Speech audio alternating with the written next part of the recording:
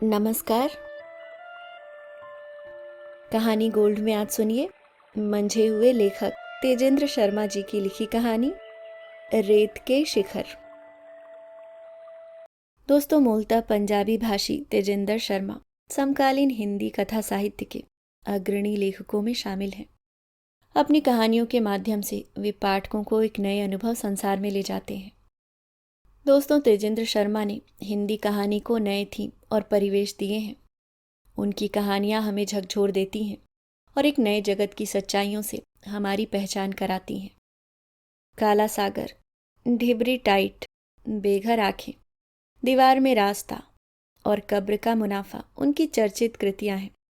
तेजेंद्र शर्मा की कुछ रचनाएं कई विश्वविद्यालयों के पाठ्यक्रम में भी शामिल हैं। तो आइए सुनते हैं उन्हीं की एक खूबसूरत सी कहानी, रेत के शिखर।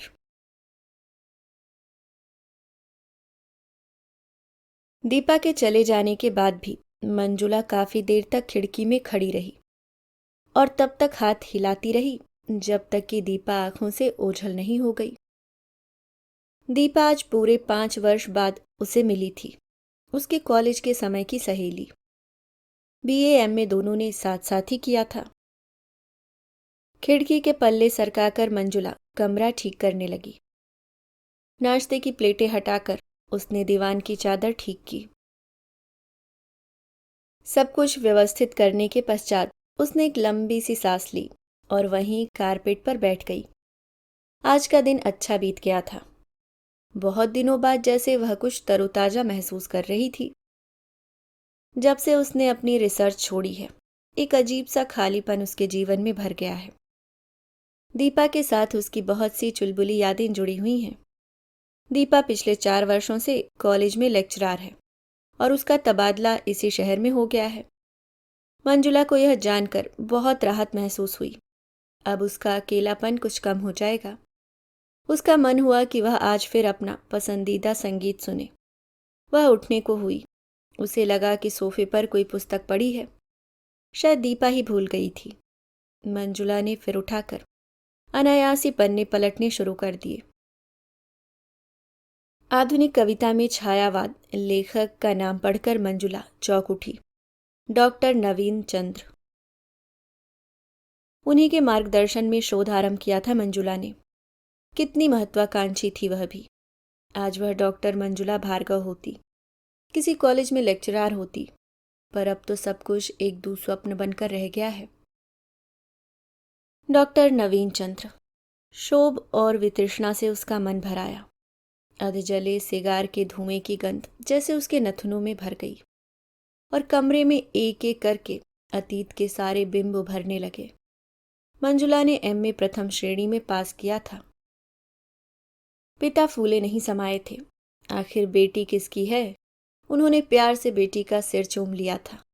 फिर माँ से बोले, मिठाई विठाई खिलाओ कुछ, आज तो खुशी का दिन है। माँ बड़बड़ाती हुई दूसरे कमरे में चली गई थी। मंजुला की दोनों बड़ी बहनें इंटर पास करके अपना अपना घर बसा चुकी थीं। माँ को उन्हें पढ़ाने का विशेष शौक नहीं था। 3 बेटियां माँ के लिए काफी बड़ा बोझ थीं। उनकी पढ़ाई की अपेक्षा माँ को बेटियों की शादी की अधिक चिंता थी। मंजुला की पढ़ाई में पिताजी के साथ का विशेष सहयोग रहा। फिर मंजुला की असाधारण प्रतिभा एवं योग्यता के कारण भी माँ अब तक उसकी पढ़ाई का विरोध नहीं कर पाई थी। पर अब माँ चुप बैठने वाली नहीं थी। जैसे ही उन्हें पता चला कि मंजुला रिसर्च के विषय में सोच रही है, वह फट पड़ी थी। मैं कह देती हूँ जी, अब बेटी के विवाह की चिंता करो।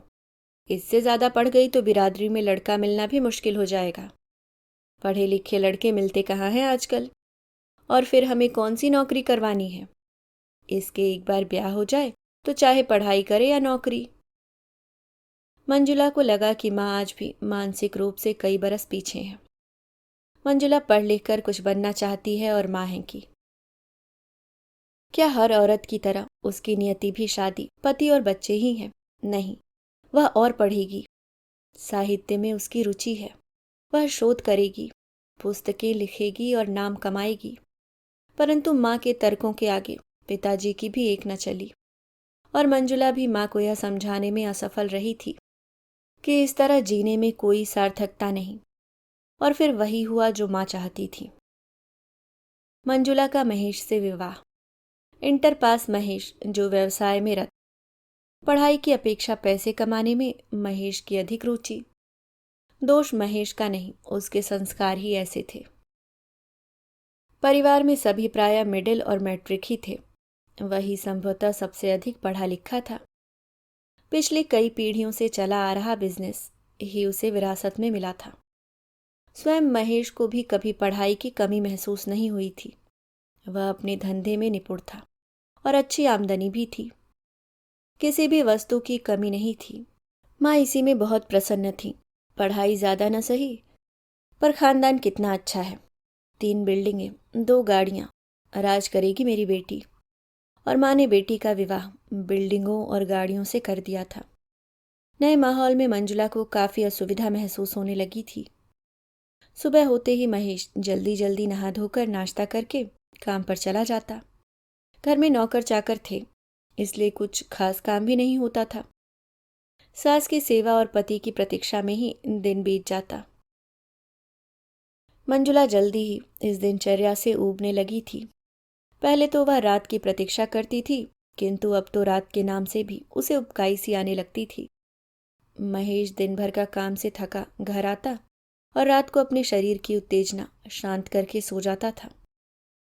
कॉलेज में रूप सुंदरी कहलाने वाली मंजुला अब उसका सौंदर्य पराजित अनुभव करने लगा था। उसे अब सब कुछ बेमानी लगने लगा था, एकदम निरर्थक।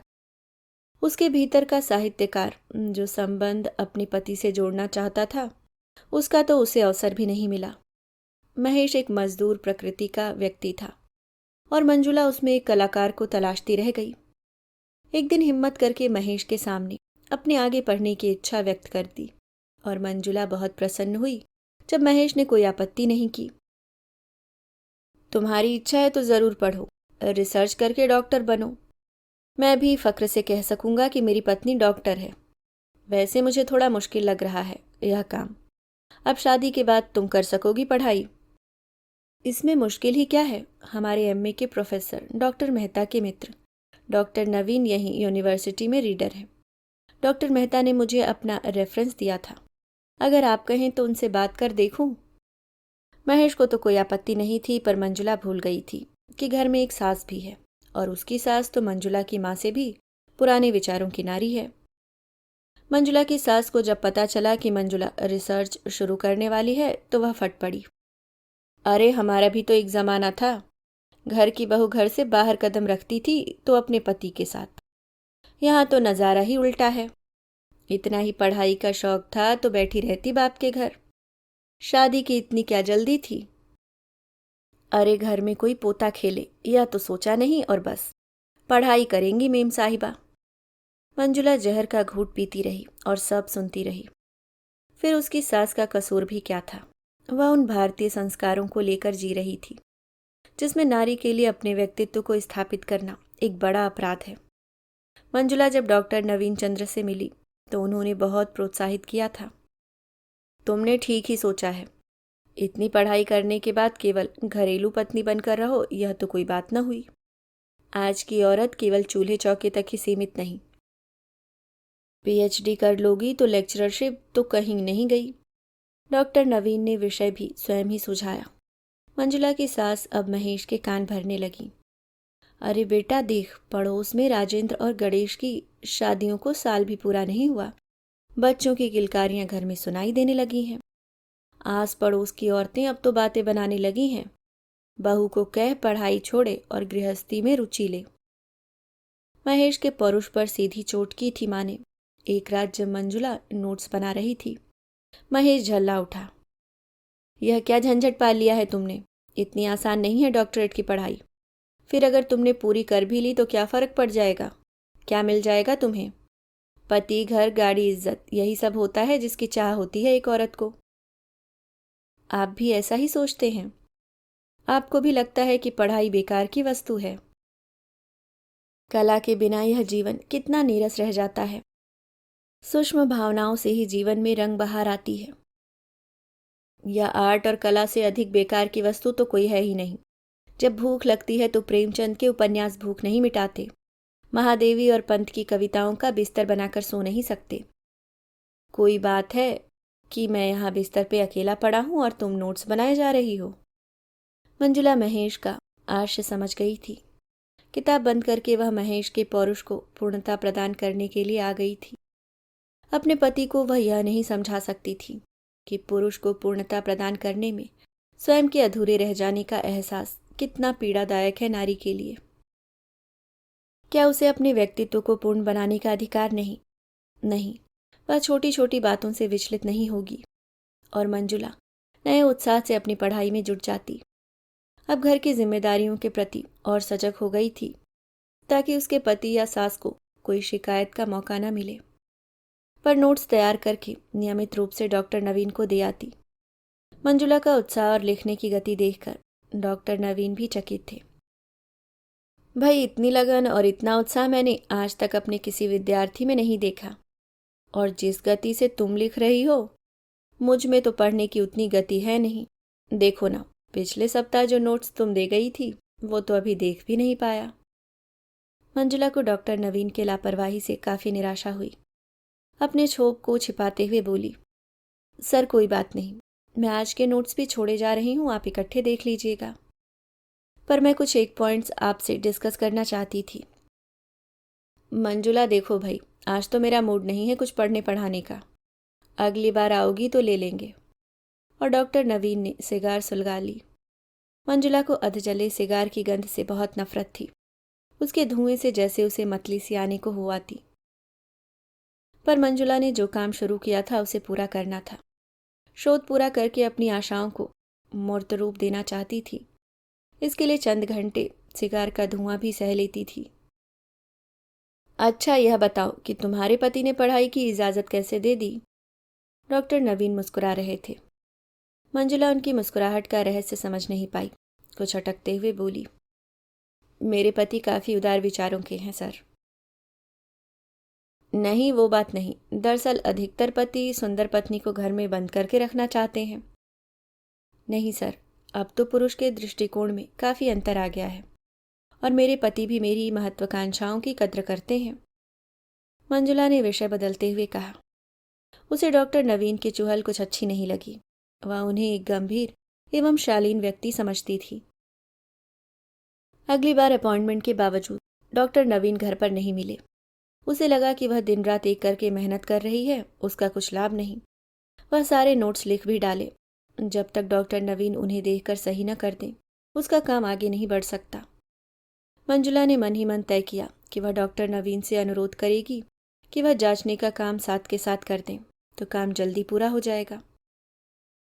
यही सोचते हुए मंजुला डॉक्टर नवीन के घर एक बार फिर पहुंची। उसे देखकर खुशी हुई कि डॉक्टर नवीन घर पर ही थे और उसके नोट्स उनके सामने दीवान पर बिखरे पड़े थे। मंजुला को काफी संतोष हुआ, पर साथ ही क्षोभ भी कि डॉक्टर नवीन ने केवल एक ही चैप्टर देखा है, जबकि वह लगभग 8-9 चैप्टर लिखकर दे चुकी है। फिर भी उसका उत्साह कम नहीं हुआ और वह नियमित रूप से अपना काम करती रही। अंतिम चैप्टर के विषय में वह डॉक्टर नवीन से कुछ बातचीत करना चाहती थी, इसलिए वह समय तय करके डॉक्टर नवीन के घर पहुंची थी। फोन पर भी डॉक्टर नवीन ने बताया था कि उन्होंने कई चैप्टर जांच लिए हैं। मंजुला को लगा कि अब उसके सपने साकार होने में अधिक समय नहीं लगेगा। दरवाजा डॉक्टर नवीन ने ही खोला था। संभवतः घर पर और कोई नहीं था। डॉक्टर नवीन सदा की भांति काफी रंगीन मूड में थे। मुंह में पान था और हाथ में सिगार। शायद कुछ पढ़ रहे थे। क्या यही डॉक्टर नवीन है?